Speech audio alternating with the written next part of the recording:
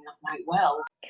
Hey everybody, what's going on? This is Jamie Dawn, your professional psychic advisor, success coach, evolutionary, revolutionary astrologer, and today happens to be Sunday, and it is June 28th, 2020. Happy 50th anniversary to our LGBTQIA community, and it was 50 years ago that there were riots and equality started to emerge for our fellow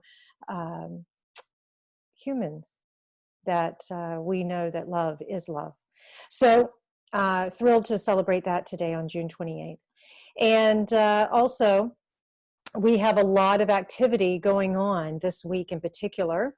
And I'm going to touch on a couple of things, but I also want to remind us of when I started the year and the videos for the beginning of the year. And we were talking about the hero's journey and how we can apply that to many areas of our life. But in particular, I think 2020 offers us a very clear description, a very clear path of this hero's journey. And so I'm going to use this video to set us up because we have an eclipse at the end of the week. It's eclipse weekend, July 4th and 5th, because the moon will be in Capricorn opposing or standing across the sky from the sun in Cancer. And this is the last of our Capricorn Cancer series of eclipses. And it was 19 years ago that the North Node was in Cancer and the South Node was in Capricorn. And so as we have a moment to reflect, and Mercury is retrograde still in Cancer. So we're going to do a lot of this reviewing and reflecting and revisiting of maybe what has transpired over the last 18, 19 years that we are finally done with. Certain conditioned tendencies, certain ways in which we may have behaved because our belief systems have driven us into the actions that we take.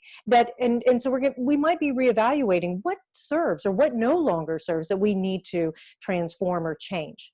One of the common conversations that I've had over the last several days in particular, but even just the last few weeks, is that we are being asked, and this is where you'll see on my previous videos, I talk about the nodes changing signs from from Cancer Capricorn to Gemini Sagittarius, is that we're being asked to let go of old dogma or old belief systems that just no longer serve us. And so in doing so, that also gives us a chance to be able to look at our world view and respond to it versus react.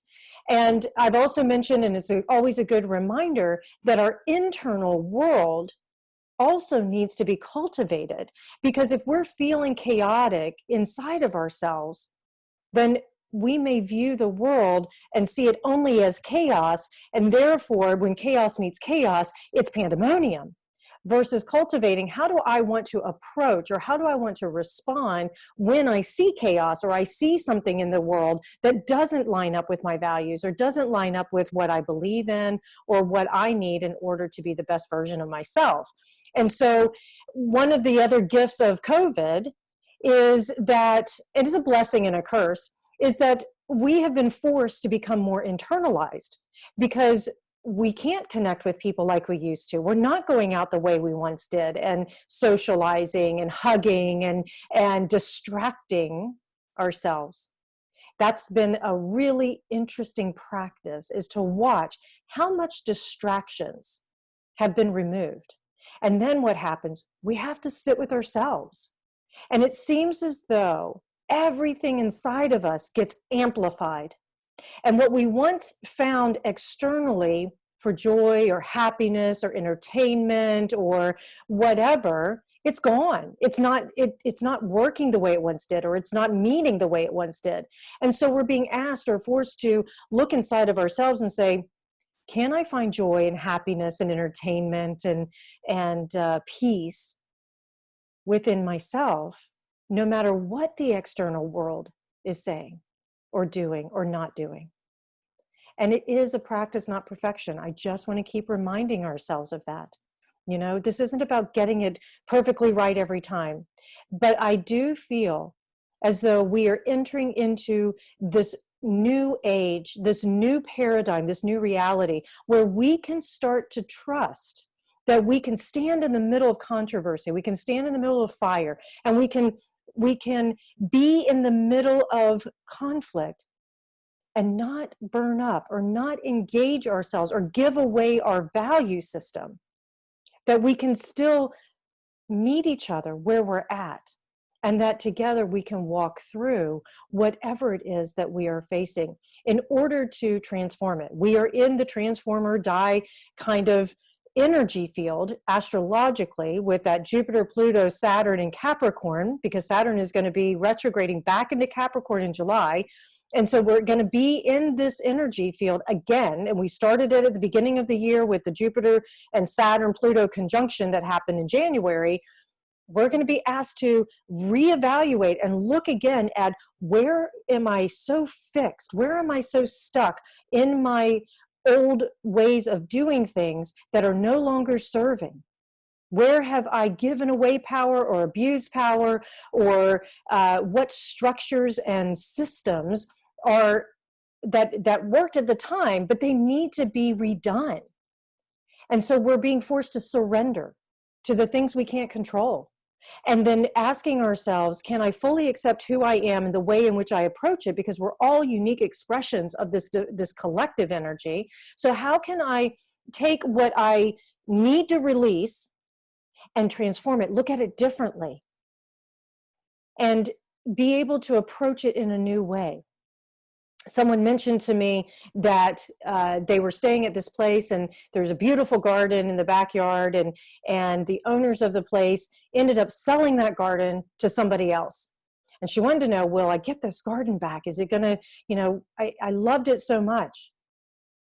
And what resulted was, no, not going to get the garden back. But what you will be able to do is invite the people who bought that garden to see if you can co-op with them. And that now there's a community that starts to develop.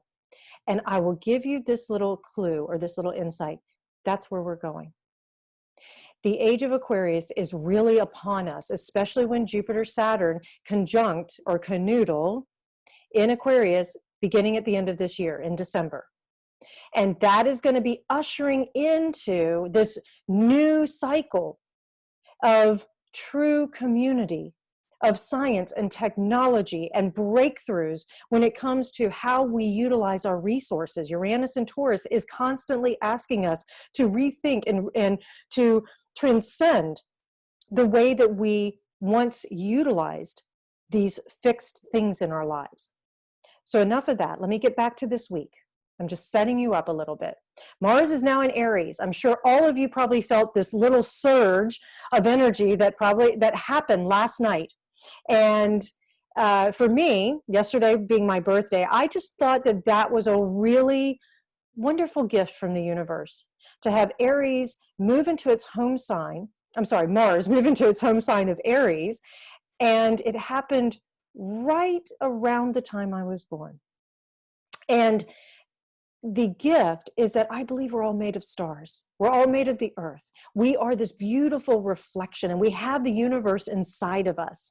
And so I share this personal story because I want to remind us that we can all find something to relate to what's happening in the heavens, because it's happening inside of us as well.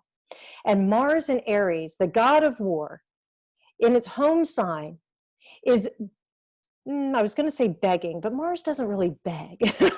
Mars demands.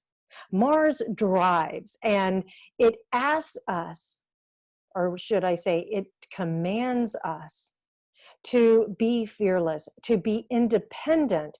We're not looking, and when we look at community, when we look at collective, we don't need a bunch of group think.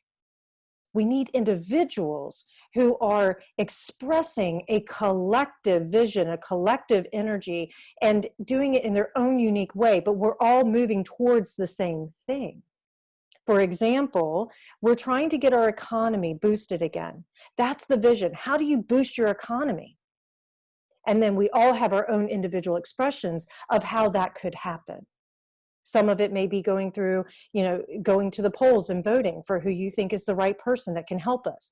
Maybe wearing masks. Maybe it is investing in vaccines. Maybe it is, whatever it is. And I'm not sharing my opinion here. I'm just offering that there is an individual opportunity here for a expression and I'll call it an independence that can be driven for us out into the world. And so I'll even say this: Mars in Aries is volatile. It can, especially if we are attached to a particular agenda, if we are clinging and grabbing and holding on to old outdated beliefs or old dogma, or we're clinging to desires and things that really don't work for us, Mars in Aries is not going to feel very good, because Mars is a separator. Venus, the cosmic lovers, Venus and Mars, Venus is harmonizing. Venus brings people together. It's the give and receive. It's the, how do we all just kumbaya and create love and harmony and beauty? Mars says, how do we do, it's the hunter. Let's go get things. The general, hey, I'm going to battle no matter what. It's the separator. It says, that's great. However, here I go. And so when we are working in this kind of energy, we could find a lot of personal agendas and a lot of anger. There could be a lot of frustrations. There could be a lot of negative energy that can also be aggression that we may face. However, I would encourage all of us, and I invite all of us, this is where our weapons can become our tools, is that when we feel that passion, we feel that anger, we feel the frustrations, that we channel it into becoming a pioneer. We channel it into becoming I'm going to do what's right no matter what. No matter if anybody follows me or not, I'm going to stand in my integrity, and I'm going forward with something that I believe is beneficial. And that my intention is not to harm. My intention is to continue to be of great service or great benefit to others. That's a positive way of using Mars in Aries. The other thing I'll mention in this hero's journey, because Mars in Aries is definitely a hero archetype. And so based on the months, we're moving into the month of July. We've been in the month of June. That sixth step in the hero's journey was the test and the trials, and look what started it. Back in May, we've had the riots, Black Lives Matter, which they do, and we also have, reshaping, reforming of what may be happening in our judicial system, all of that leading us into June, where we're scratching our heads and we're fighting and we're trying to figure out, how do we connect with each other? How do we transform and reform the things that are no longer appropriate? How do we respect one another as human beings? How do we, so we're working with all of that energy in the month of June. It has been a month of trials and tests. And I've said this, I think the biggest issue that we're going to have as a collective is being able to trust again. A lot of trust has been broken. A lot of trust has been dismantled. So it's important for leadership. This is Mars and Aries and also Jupiter, Pluto, Saturn, and Capricorn. Leadership needs to rise up and needs to come into the forefront to say, how do we, here's the vision. Here are the roles that need to take place. Who is the best skilled at, and wants to do these roles? And then what details need to put into place? And that together we're working to accomplish something that is of value for everybody, for the collective. And so that's what we're going to be asked to do. And then in order to work with that team energy, the foundation is trust. How do you get to trust? Vulnerability. And that's not an easy one. But I can tell you, Pluto and Capricorn, it says, let's get raw, let's get real, let's get vulnerable. And Jupiter and Capricorn is going to expand that. And Capricorn has a tendency to be very stoic. So it's a challenge that we are up for. And this square that's going to be happening with Mars and Aries to Jupiter, Pluto, Saturn, to there's a short-lived square to the sun as it's in Cancer, because it will be moving out of Cancer into Leo towards the end of July. But we are going to have a moment where there's going to be a square going on. And when that square takes place in the next couple weeks, that could be a beautiful tension point where growth can happen, where we start to see the rise of the leaders. And so, so all of that to say, our vulnerability is going to be the key to our success.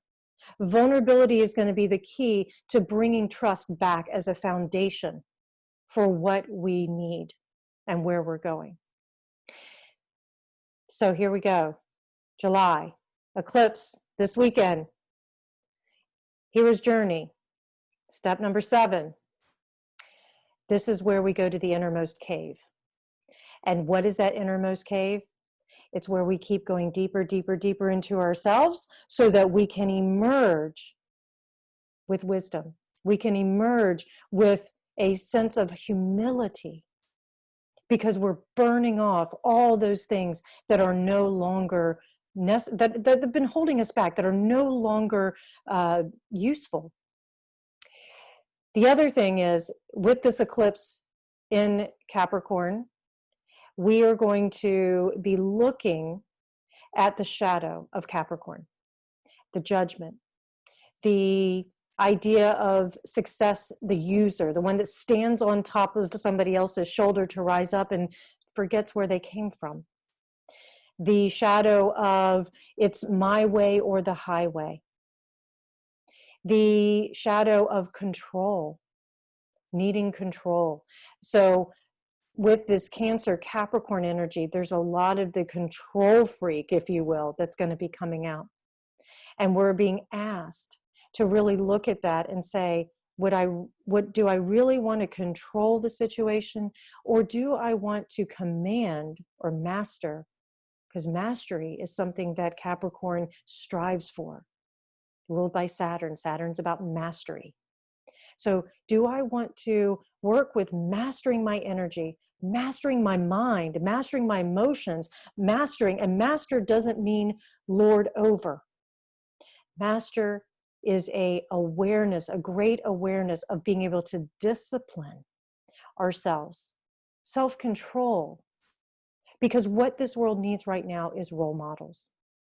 And if we are frantic, running around, harming people, saying things without thinking, just being completely unconscious, it's not exactly a role model that we are needing right now. It's just more chaos.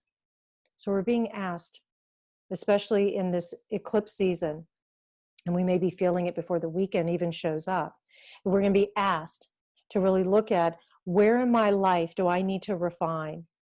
And do I need to redo, or I need to reshape? Because Mercury in Cancer, retrograde, reshape the things that I have not mastered in my life on my emotional side. Where am I being too much of a control freak, where I'm grabbing and clinging on to something and thinking I have to make somebody do something, instead of celebrating the free will and inviting collaboration? That's what we're going to be feeling and working with. Yeah, on a personal level, we'll probably be dealing with relationship stuff because it's up. We're going to be dealing with home and family. Where do we belong? All of those things that I've talked about before. It's the eclipse in Cancer was triggered on the solstice, on the summer solstice on June 20th. And then here we have the sister eclipse in Capricorn now on Sunday, June 5th. It's Saturday night into Sunday. And so when we're working with the two energies, we are going to be asked to let go. It's a full moon. Let go of where we have been clinging and holding on to something so tightly that it's creating such stress in our lives, emotional stress. And then, it's interesting. And then celebrating the independence of the letting go, the liberation. It's appropriate that it happens on the United States birthday of July 4th, Independence Day. Can we truly become independent from the hold that our mind and emotions can place on us when we give our power away to it? When we believe and we think and we perceive that our reality is based on whatever we think. Can we bring ourselves back to that center? These are the kind of things that we're going to be working on. So it's a little bit longer than usual video. Let me just offer one more thing, if you can stay with me. We do have a Jupiter-Pluto conjunction again. Excuse me. The first one this year was April 4th. Now we have another one on Monday, the 29th. And so there is an opportunity here. Jupiter is all about opportunities and creating opportunities. Even though it's in its fall in Capricorn, there's still powerful opportunities that are being offered to us. And Pluto is candoodling, that planet of transformation, of death and rebirth, of power. So we could have powerful opportunities brought to us that ask us, here's a chance to do your life differently. Here's a chance to take on whatever area you're being challenged with right now, or that you're wanting, you can feel it inside of you, that it needs to change. Well, guess what? The opportunity is going to present itself. And if you don't do anything with it, it's okay. There'll be another opportunity in November. And with it falling right before an eclipse, consider this like riding a wave into the shore. Anybody who surfs or paddleboards or kayaks or whatever in the ocean, you understand if you catch that right wave, you can go quite a ways into the shore. And you know what? Those waves, the ones that the surfers all rave about, they're gnarly. They're ones that scare the shite out of you, right? So guess what? We may have to take a leap of faith. Mars and Aries can give us the courage we need to take this leap of faith and say, I don't know what the future's holding yet. I just know I have to do this. So be aware that this week in particular, possibly tomorrow, could get triggered tonight, could get triggered later in the week, but you may feel this sudden like, here's what I know I need to do. And that's it. Off you go. Remember this, please. Life is a grand experiment. We are here to grow, evolve, expand, and you know what? To have some fun. Can we find pleasure even in the pain? It's been a mission of mine for quite some time. And I can tell you that I'm doing pretty good with it. And yeah, it's been an interesting time for me. As you can see by my background, I've had a bit of travel that I've done over the last month now, and I'll be heading back home to my precious little Reno, Nevada on the eclipse. It's interesting because I traveled here on the East Coast on an eclipse, and I'm leaving on an eclipse. And I actually did that very intentionally because it was important. So the eclipse, I'm just going to offer this, and this is where astrology helps and serves me. I left Reno on a Sagittarius eclipse, the first one, because it's a new cycle. And I knew that this new cycle, this new system that I'm setting up was important. And so I'm leaving my home area, South Carolina, on an eclipse in Capricorn, and Cancer, which is all about home and family. And I'm not closing the door on home and family, but I feel the shift happening from my past so that my future can now truly be revisioned, can truly come to a new form and a new way of being. I have no doubt that any of us are truly transforming this year. And I want to keep reminding you, be gentle. You're not the same person you were yesterday even as you are today. You have what you need. You know where you can find me, jamiedawn.com. I'm so looking forward to whatever acts of service that I can offer to you. Just know I'm here. And thank you for liking, commenting, sharing, subscribing to this channel and these videos. I look forward to the next one. Thanks for hanging in there, guys. I know it's a long one, and we'll talk again in the next week, and I'll be back in my office in Reno. Okay, guys, take care.